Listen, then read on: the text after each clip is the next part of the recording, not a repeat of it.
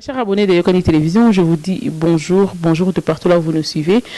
Que notre Dieu vous bénisse. Merci pour vos réactions, vos feedbacks que vous nous donnez à chaque fois que nous mettons une émission en ligne. Que Dieu vous bénisse énormément pour ça, parce que ça nous prouve à suffisance que vous nous suivez et avec votre cœur. Surtout, pas seulement avec vos oreilles, mais sinon avec votre cœur, pour nous porter dans votre cœur. C'est pas quelque chose de facile. Que Dieu vous bénisse pour ça. Et je m'en vais demander et dire à tous ceux qui nous prennent en cours, n'hésitez pas de vous abonner. Restez là parce que vous ne serez jamais déçus de ce que nous offrons comme programme sur cette chaîne. Que notre Dieu vous bénisse. Nous tous ensemble, nous arriverons au sommet un jour. Aujourd'hui, je viens encore une bonne fois essayer d'analyser sur plusieurs faits qui font actualité sur la ville de Kinshasa, entre autres ce qui s'est passé dans le marché central, ainsi que plein d'autres histoires qui se passent dans notre pays. On dirait Mostissa makanisi kata na ngai me kata na te parce que bango nde bakokende bakotika biso Congo ezali ya biso bayeba bandaka tozali wapi tozalaka na Congo. Il y a solo longue ezali na population, la population gagne toujours ne tolobaka ya on a mbele bino moko ya bayimi beko mususu oyo aye pona elongo na yeto ba kosala mo analyse sur quelques makambo ezo sala ma pote ba pe to benga mingi bayimi beko parce que tant ozo loba to peta pongo sala ba acte opposé ba acte na yeba ya solo te mi beko ezali kolandela o ezali kotala yo tant ko koela yo ekisala yo pasi. Il faut que na aliment mingi na pesi mbote pour se présenter na bazali kolanda biso. Merci madame la journaliste na si présenter na kombo ya ndeko Cyprien Mboyo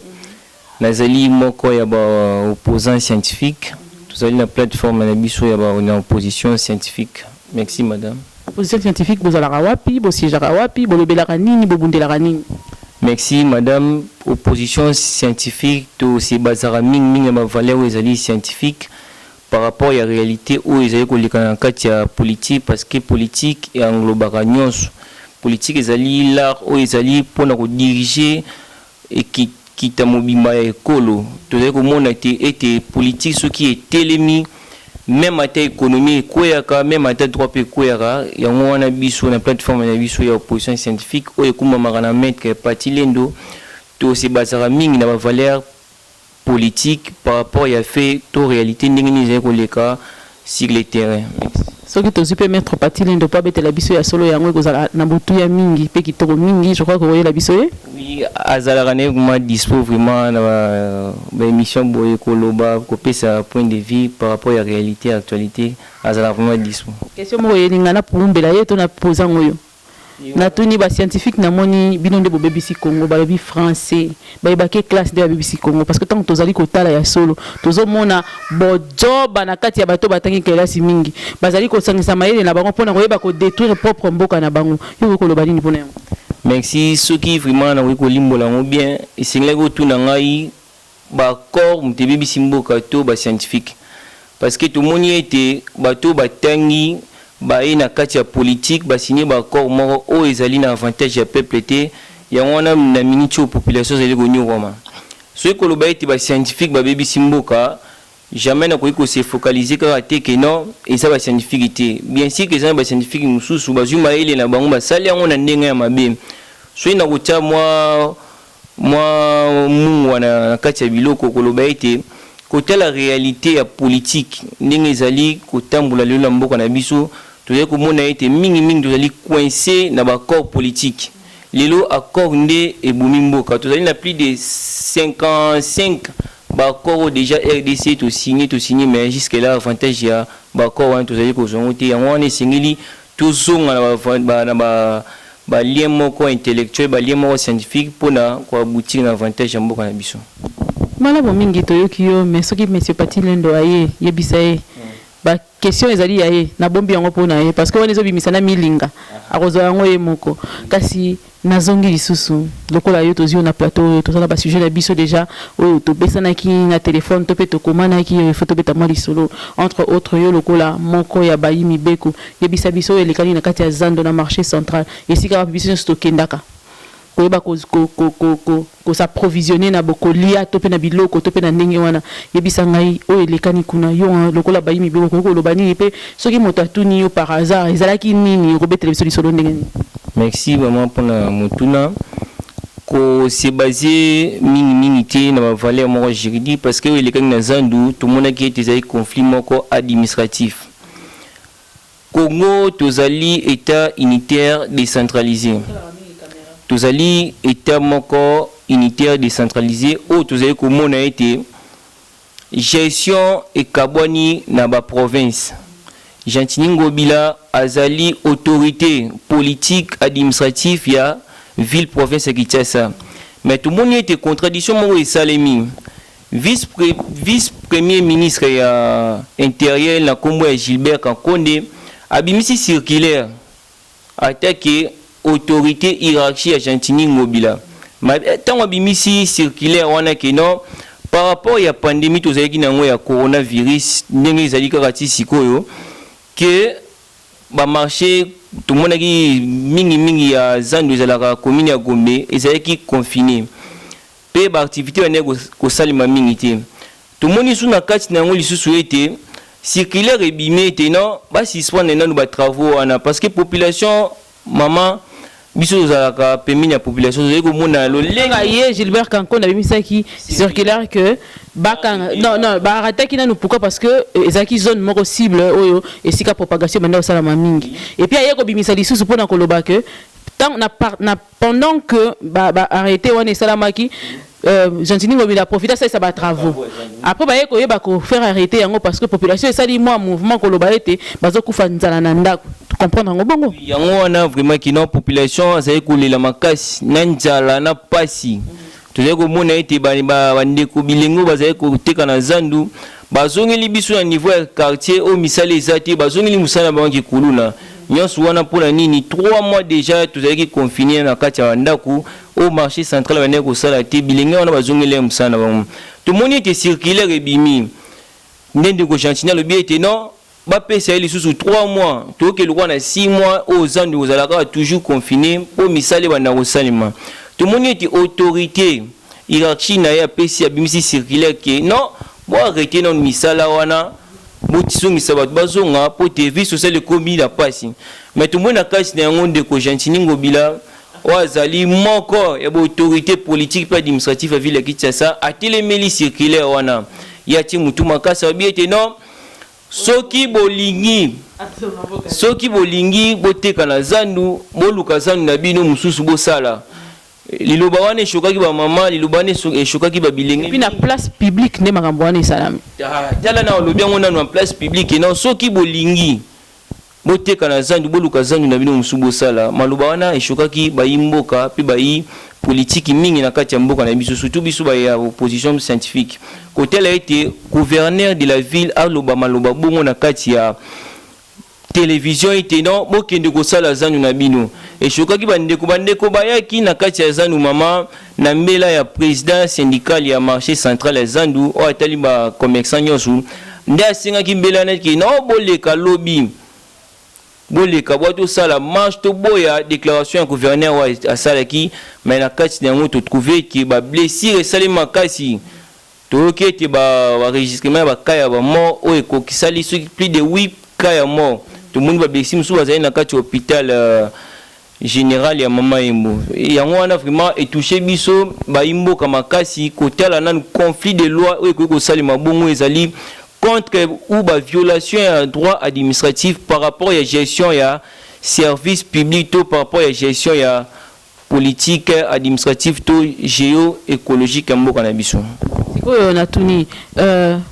lelo yo na niveau to komi bato bakufi ya solo Jantini Ngobila boyi sikoyo na minute oyo est-ce que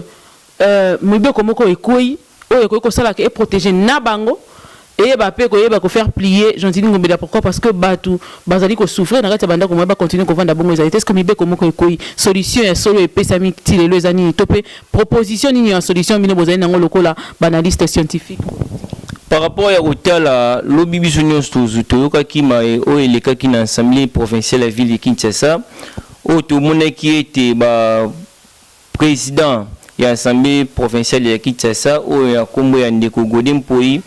abengaki bandeko mususu ya comité ya assemblée provinciale basolola ki na kati yango tomonaki babimisaki ba décision oyo pene ezalaki mpona intérêt ya population na kati yango tomoni ete babete non il faut ba déconfiner oyo ezali marché central wana ezalaki ya liboso mpe ya mibale babiboye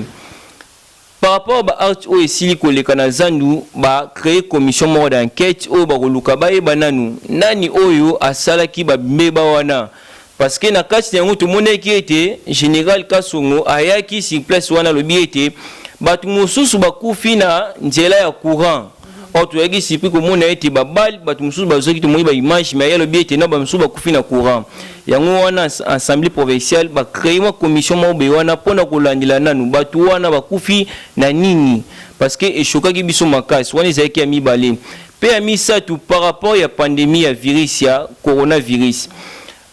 assemblée provinciale jusque là kota la déclaration na bango c'est comme si ça ba douti moko ezali wana par rapport ya pandémie o bango balobi ete non ba déconfiner zandu o to bi zandu bato ebele bakendaka zandu mama tozali komona ete moto mosusu akokuta ndenge baka ezokola kaka baka ezokola lelo boye lokola lelo tokomi déjà plus de 4350 cas oyo na toza déjà enregistré na kati ya République démocratique du Congo Kinshasa na précisément na to dépassé déjà plus de 3000 cas na kati ya bayi politique surtout ya biso opposition scientifique omona ete comment c'est possible malade ezali réellement mais bolingi suko déconfiner lié moko oyo bato baza rebelle ezali kosala biso vraiment passe na kati nango yango soki lelo yo ba konti bazolanda yo eloko nyoko koyebisa bango par rapport nango ba déconfiner te parce que bato ya ba uti kokufa parce que ba kokasi ko vana ndako te c'est qu'il faut pas déconfiner par pression to ba déconfiner te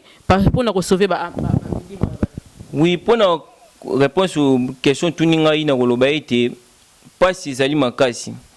ti tozali komona ete population azali kolela azonganga koteka presque activité na biso mingi se bazaka mingi na ville sko bino bo confiner ki ville komona pasi ya population tozali kokufa na njala tozali kokufa na pasi ya insécurité to kufa lisusu na pasi ezali su ya coronavirus to mona lisusu pasi su ya njala eza vraiment pasi na mutema yango wana oyo ngai population na koyozala nango ezali ete ba déconfiner zandu na mesure que non ba respecter toute ba loi nyonso ba mesure o ezaki ya hygiène que non ko sokola maboko mo ba distance wa 1 mètre wana izala même na ba commerçant et au sala mo malam parce que population azali konyo ko makasi on a kozala oyebi ya solo ete mboka na biso déjà tozana kati ya crise tozali nango wana oyebi ke ba moyen wana zo senga ba ko faire appliquer wana d'abord ko senga nanu ba déployer ba soda o ba rozwa bango na ba heure na bango de service te ba na ba place na bango ya musala te ba ji ba déployer bango pour na kuna et puis ba moyen ya kotara ba tout qui ya ba ndenge na ndenge ko sokolela maboko te pe ko sala on assure que koyeba peut-être qu'on a respecter na ndenge yozo monela makambo oyo kutu eza na ba lieu oyo ne se tanga maka e bandaka mukola liboso et continuer à tekino lelo on assure que yaza ndenge qu'on a respecter na population ekokota na zando na tango nyonso bazalaki na ndaku bayeba ekokoko nde wenzete oui kotala mai oyo ezali koleka par rapport na yango wana na koloba ete pasi nanu ezali mama pasi vraiment ezali tomoni gouvernement central yemoko nanu abimisi nanu 1 million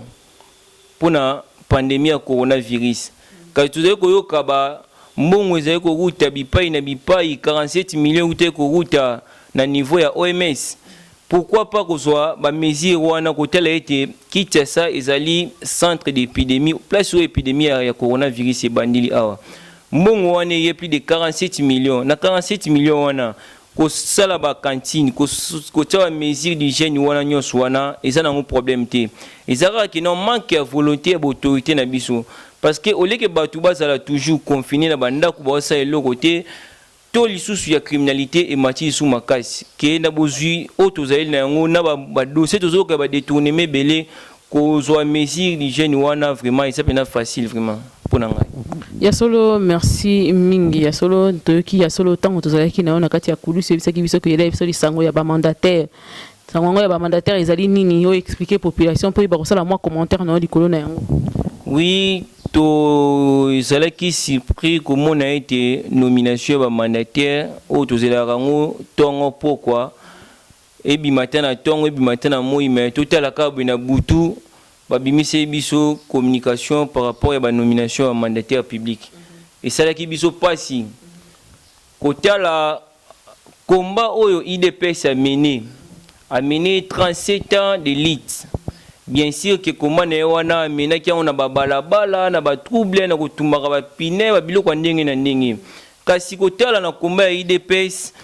par rapport à mandataire public tout moni o ba bengaka pouvoir pour les pouvoirs non pas les peuples pas les pouvoirs kotala ete bandeko mingo na ko citer ba komote ya ba mandataire mususu ba nommé moko azali député